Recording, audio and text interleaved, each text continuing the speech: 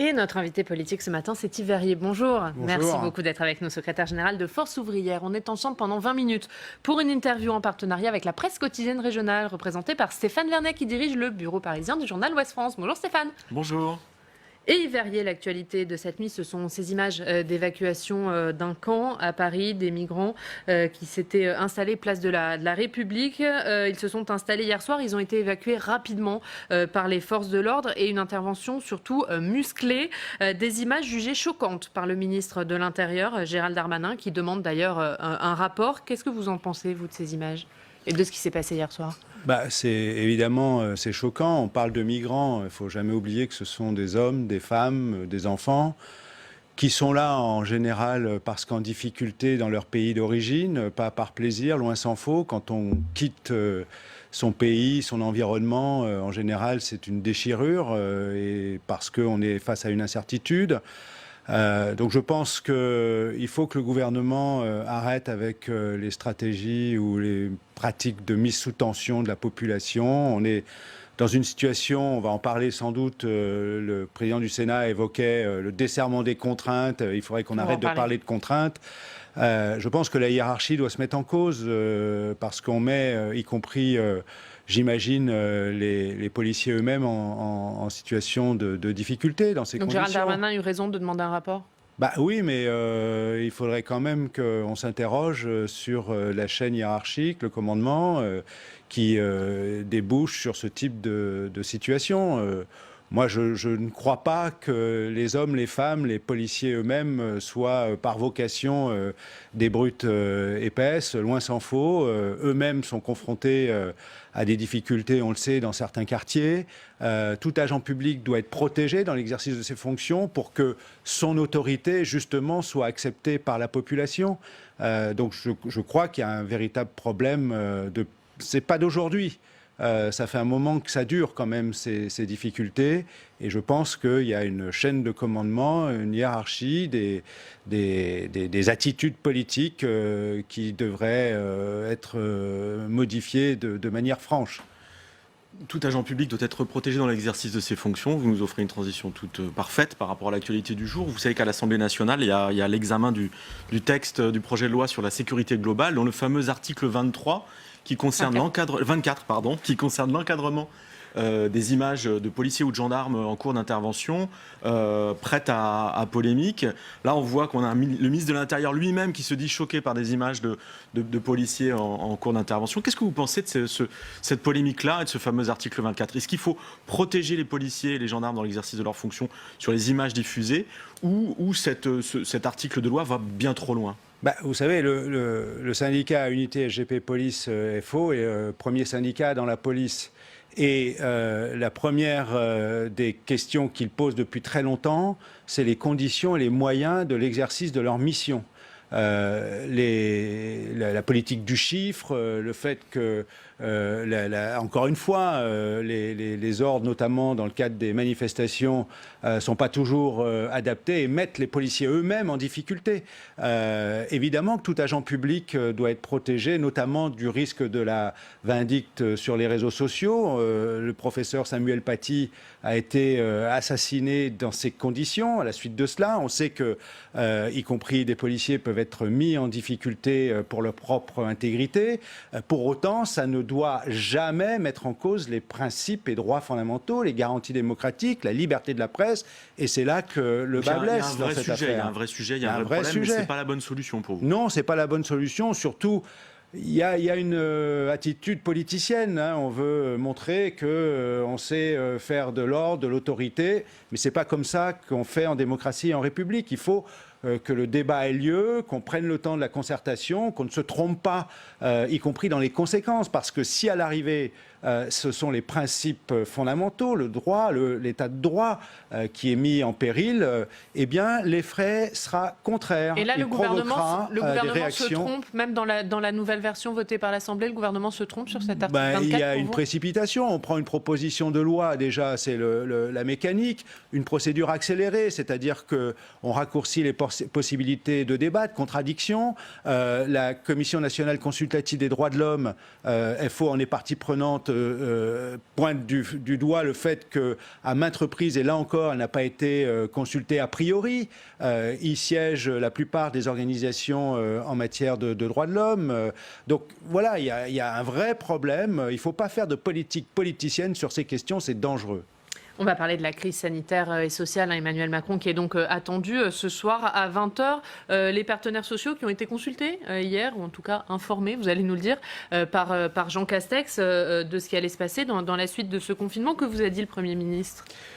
Ah bien, ce qui vient d'être un peu dit, on ne parlera pas ce soir de déconfinement, on va parler d'adaptation du confinement, de desserrement des contraintes, et puis en perspective notamment des fêtes de fin d'année, tous les regards sont tournés et attendent la situation des commerces, et notamment du commerce de proximité, en perspective justement des achats potentiels en perspective des fêtes de fin d'année. Mais il vous a donné une date de réouverture des commerces, le Premier ministre, tout tourne autour du 1er décembre. Alors la question, elle est, est-ce qu'on démarre un petit peu avant, c'est-à-dire ce week-end ou pas ? Et ça, il vous a rien dit ? On n'a pas eu de précision hier. L'idée étant d'éviter le rush qui serait complètement contre-productif au regard de la situation sanitaire. On a compris que la tension sur le plan sanitaire, elle, demeurait quand même forte, y compris dans certaines régions. Le taux d'occupation dépasse les 100% des lits ouverts régulièrement en réanimation par des patients Covid. Donc voilà, on a compris que les choses allaient aller lentement. Aucune information claire de la part du Premier ministre sur ce qu'allait annoncer Emmanuel Macron ce soir ? Non, pas plus que ce que je viens de vous dire. L'idée, elle est effectivement un desserrement des contraintes, une adaptation du confinement.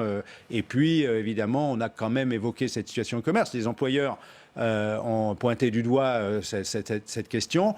À ce sujet, moi j'ai rappelé, on a beaucoup parlé du commerce de proximité, des petites entreprises, des travailleurs indépendants ou des petits patrons, des petits employeurs.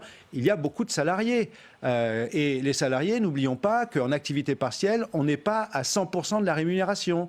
Et donc, si on n'est pas au SMIC, j'allais dire, il n'y a que quand on a la chance, mais je ne peux pas dire ça comme ça, d'être au SMIC qu'on est à 100%. Sinon, dès que vous êtes un peu au-dessus, vous perdez de la rémunération. Et les fêtes de fin d'année, elles vont être difficiles parce que les fins de mois sont difficiles pour tous ces salariés, sans compter le secteur café, restaurant qui ne va pas réouvrir. Il y a une forte interrogation, une forte inquiétude pour tous les salariés saisonniers qui enchaînent les petits contrats courts en perspective de la saison d'hiver dans tout le secteur touristique.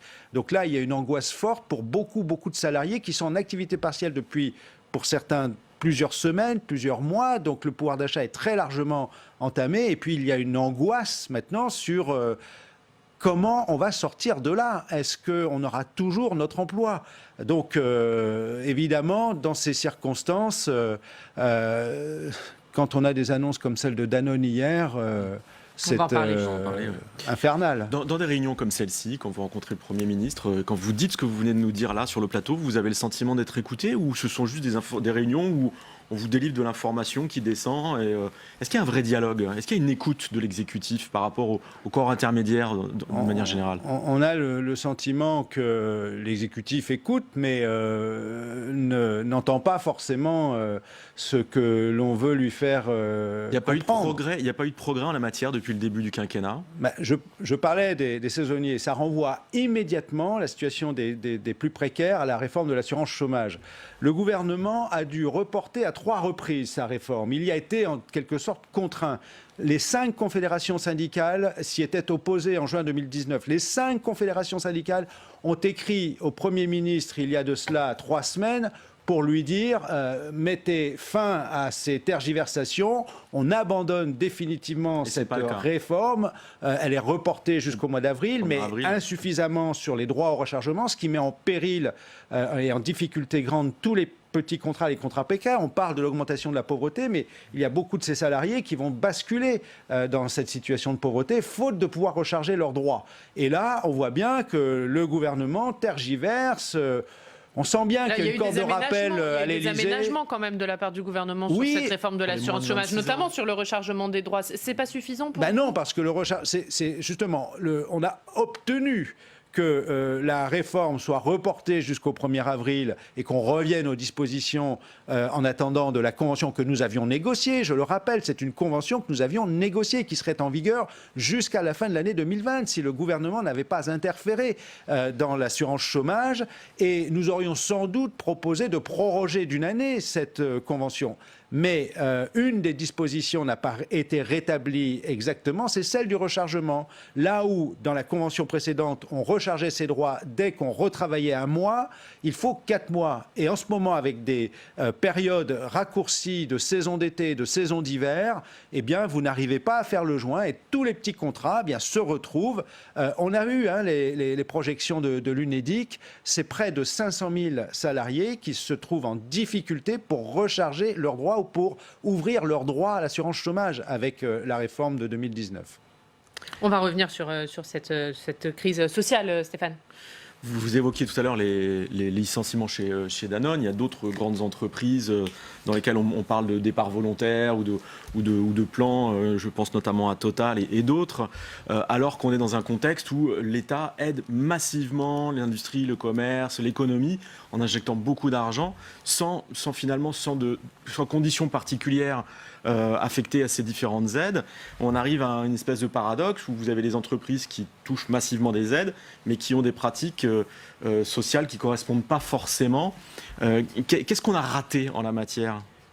Ce qu'on a raté, c'est ce qu'on dit depuis longtemps. Moi, je l'avais souvent évoqué, notamment dans le contexte du débat sur les retraites, puisqu'on nous disait que les retraites, c'était 320 milliards d'euros chaque année, 14 points de PIB, que les aides publiques aux entreprises, c'est près de 140 milliards d'euros chaque année. Et ça, c'était le ministre, à l'époque des comptes publics, M. Darmanin, qui l'avait évalué. Au bas mot, 140 milliards d'euros chaque année, sans conditions, sans contrôle, sans sanction.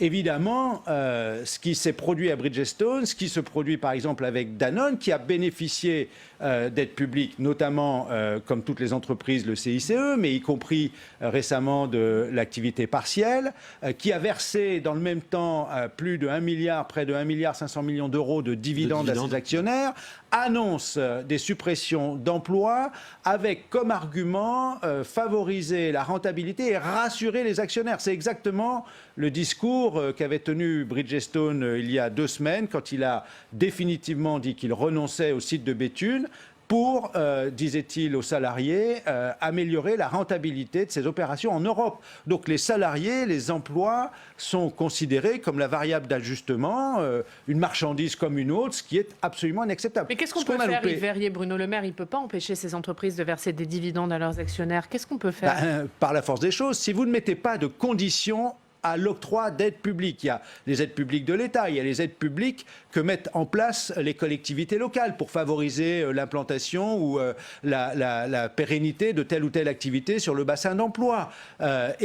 Si vous n'y mettez pas de conditions, si vous n'y mettez pas ensuite de contrôle et de sanctions a priori, eh bien le moment venu, vous vous trouvez démunis. C'est exactement la situation dans laquelle se trouve l'État, par exemple à Bridgestone, qui nous dit qu'il a fait son maximum, mais qu'il se trouve dans la situation où Bridgestone vient de lui dire que non, on ferme le site de Béthune et on va chercher un repreneur, on va chercher une façon ou une autre de trouver une poursuite, mais on sait qu'on y perdra des emplois.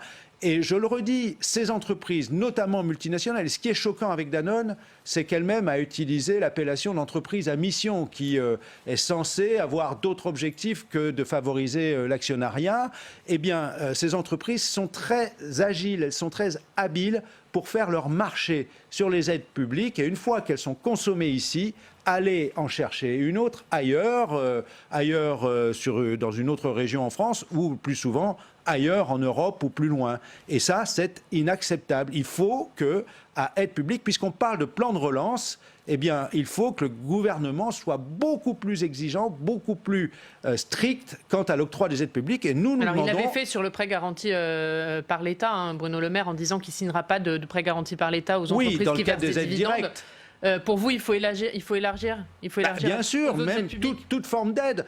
Les allègements de cotisations, notamment, qui pénalisent les recettes. On va parler à nouveau de l'équilibre des systèmes de protection sociale et des retraites. Les systèmes de protection sociale, ils pâtissent d'une insuffisance de recettes.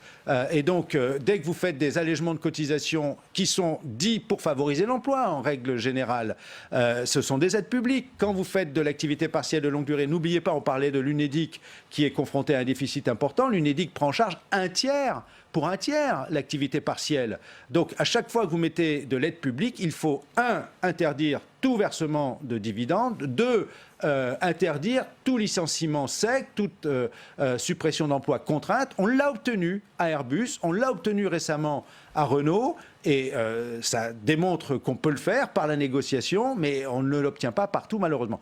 J'ajoute quand même que quand il y a des plans de départ volontaires, dans les circonstances actuelles, c'est autant d'emplois en moins. Or, hier, ce qu'on a eu comme information de la part de la ministre du Travail, c'est qu'ont été recensés d'ores et déjà, cette année, plus de 700 PSE, et ça représente plus de 70 000 suppressions d'emplois, d'ores et déjà. Donc, pour l'année 2020. Pour l'année 2020. C'est plus que le double, voire le triple en suppression d'emplois de ce qui avait été constaté sur l'année 2019. Donc on voit bien que le delta, le déficit d'emploi, il est massif. On a tout lieu de s'inquiéter sur la sortie, y compris début 2021. Si on finit par sortir de cette crise sanitaire, on risque de laisser quand même beaucoup d'entreprises, de petites entreprises sur le carreau, autant de salariés sur le carreau. Donc je pense qu'il faut vraiment mettre le paquet. Et moi je le redis, dans le plan de relance, la question des emplois de ce qu'on a appelé la deuxième ligne doit être partie intégrante de la relance. Il faut qu'on appuie la relance en matière d'emploi sur tous ces emplois qu'on avait qualifiés d'essentiels. Tous les emplois sont essentiels, mais ceux-là en particulier, de service à la personne. On a un gros souci, par exemple, sur la déclinaison du Ségur au secteur du social et du médico-social. Ils n'ont pas perçu de prime Covid, beaucoup d'entre eux. Vous le dites, il faut mettre le paquet. Est-ce que vous estimez que le gouvernement n'a pas mis suffisamment de moyens pour faire face à cette crise, parce que les montants sont énormes, ou alors l'argent n'est pas mis au bon endroit? On a soutenu, et heureusement qu'on l'a fait. Je viens de dire, on a négocié par exemple au sein d'Airbus ou au sein de Renault dans le cadre de l'activité partielle de longue durée. L'argent public injecté pour soutenir l'économie est énorme. Oui, mais pour le moment, oui, mais heureusement, parce que... Il faudrait encore rallonger, vous pensez ? Je pense qu'il faut mieux gérer cet argent. De toute façon, tant que la crise dure, et on va avoir ces discussions. Par exemple, hier, ce qui a été dit, c'est qu'on allait prolonger du côté du gouvernement l'activité partielle jusqu'à la fin de l'année 2012. Enfin, pas l'activité partielle, le télétravail, travail à domicile. Jusqu'à la fin de l'année 2020 2020, excusez-moi.